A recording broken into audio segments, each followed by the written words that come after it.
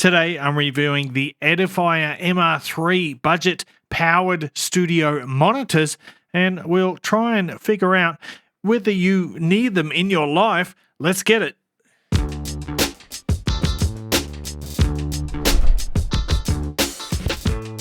What's cracking, audio fans? It's David here from Prime Audio Reviews. So check out the little Edifier MR3s here.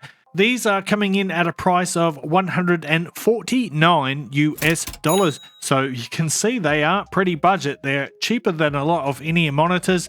Look, I've been a fan of Edifier since I reviewed the amazing R1700 BT speakers way back in 2016. They were very impressive for the price. So I did have some pretty high expectations for this one, the MR3 coming in, but let's talk a little bit about it. You can see the size there in relation to my somewhat large hands. So we're about 22 centimeters high. So they're perfect for a little desktop setup. They have a nice small footprint, so they're ideal if you've got limited working space. There is one active speaker, that being this one here, and one passive speaker. The two are connected via an included audio cable, which I don't have here on the table at the moment. The speaker chassis are made of MDF, or medium density fiberboard, which is pretty much what you would expect for a budget speaker of all kinds, giving them some nice heft and a pretty solid feel for a small speaker, I should say. Providing the juice for these guys is a Class D 18 watt per channel little amplifier. I'm just going to move the passive speaker aside for a moment while we look at the active one here. So we've got a 1-inch silk dome tweeter and a 3.5-inch mid and low driver.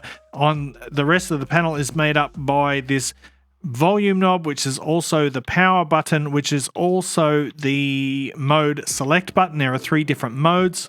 There's like studio mode, which is just flat as. Then there is musical mode, which adds a little bit of color and body. And then there is customized mode, where you can set an IQ. And I wish I could set my IQ a bit higher. You could set an EQ, custom EQ, via the Edifier app. So yeah, you can control most of the functions via the app or on the speaker itself. Here is something rather interesting. You get a headphone amplifier as well. So you get a headphone jack, 3.5mm single-ended, and a 3.5mm auxiliary in. So you can connect to your phone to this. You can connect a DAP to this, etc. So there's some pretty good connectivity options there. This is a Bluetooth speaker, by the way. You can hook up via Bluetooth. Let's turn it around and have a look at the back now. So at the top here, you can see this little bass port. Then you've got a Bluetooth pairing button.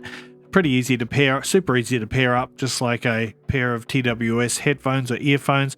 Then we've got some tone controls for the highs and lows, i.e. the treble and the bass. And here's a balanced TRS input just above the RCA unbalanced input. Unfortunately, there is no USB input, so you will require a DAC of some sort, and also there is unfortunately no subwoofer out. And finally, there are a couple of spring clip speaker connectors here. It would have been nice to have, proper binding posts, but I guess this was a cost-saving step to keep that price nice and low. So yeah, basically 4 input options. You've got your Bluetooth, you've got TRS balanced, RCA unbalanced, and then your auxiliary unbalanced in the front. So that is what the speaker looks like. That's what the side looks like, by the way. It is pretty small, as you can tell, but I think they look pretty neat. They look pretty serious, no nonsense. And I've had these on my desk for probably about a month now. So yeah, I've been using them quite a lot. They're pretty good as a daily driver.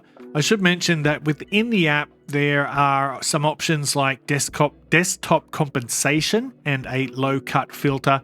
So you can tweak the sound a bit to suit the position of your speakers, whether they are close to a wall, in the center of a room, etc.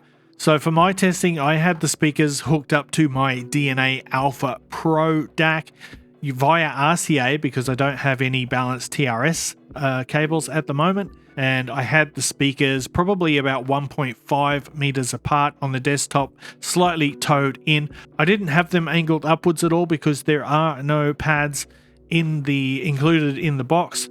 All right, and with that out of the way, let's talk about how these sound. So the MR3 has got a clean and a balanced sound. It doesn't have any over-the-top coloration. Well, remember, it is marketed and designed as a studio monitor, so it is pretty neutral in terms of sound signature.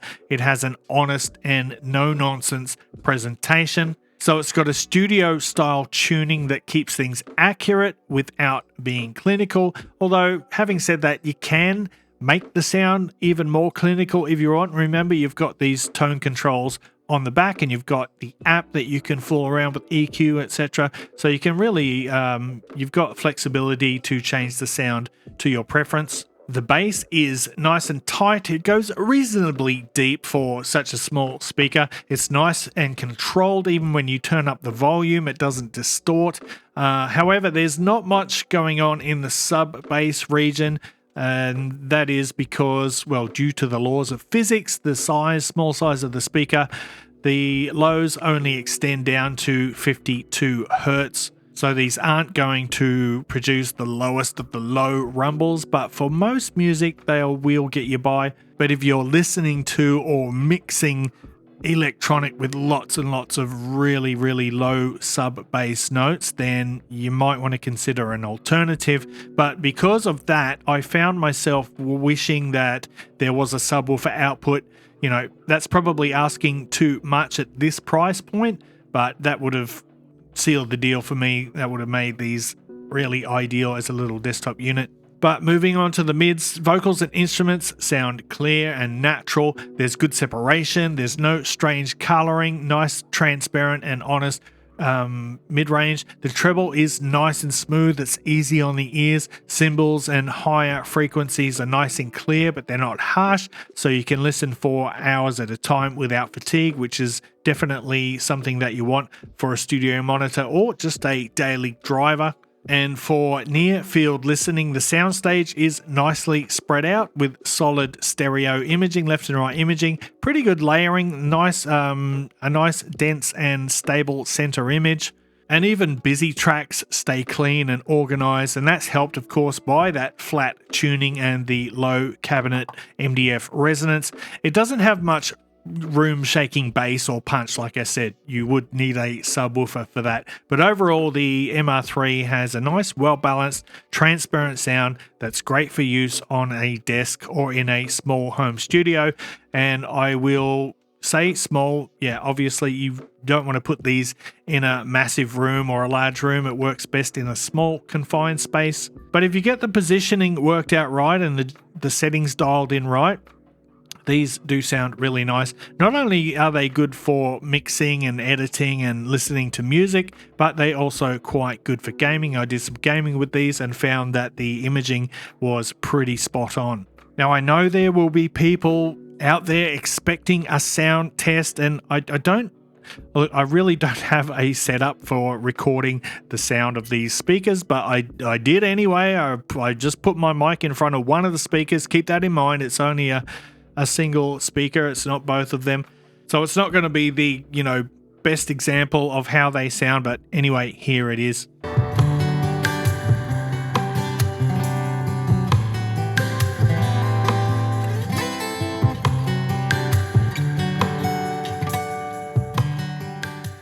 All right, so there you go. That is the Edifier MR3. Look, I think for the price, they do a pretty darn good job. I mean, $150, you can't expect too much for that.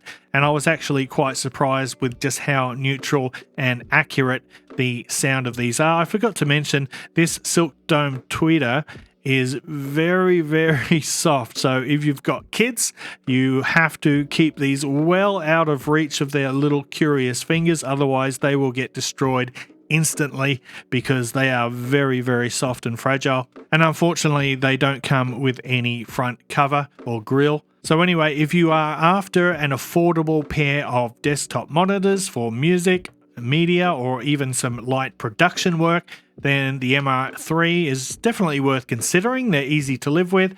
They have nice connectivity options, balanced or unbalanced, Bluetooth, auxiliary, all that good stuff. So they're easy to use and pretty versatile, and they sound more accurate than they probably have any right to at that price. Having said that, I'm going to wrap it up there. So thanks for watching the video.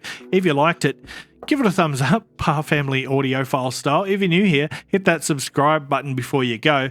And until next time, I'll see you later.